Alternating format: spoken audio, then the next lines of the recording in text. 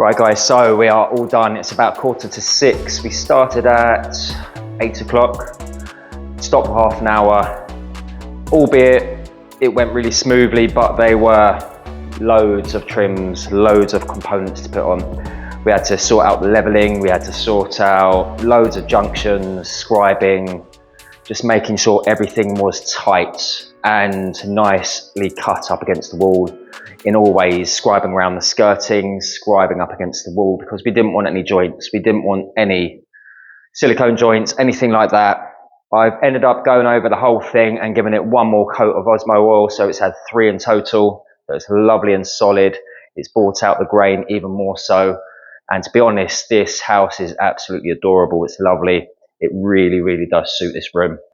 And yeah, I think that is us for today. I hope you did enjoy the video. If you did, leave a comment, like and subscribe. And if you really did love it and you feel like you've taken something away, feel free to help support my channel by becoming a member, a paid member.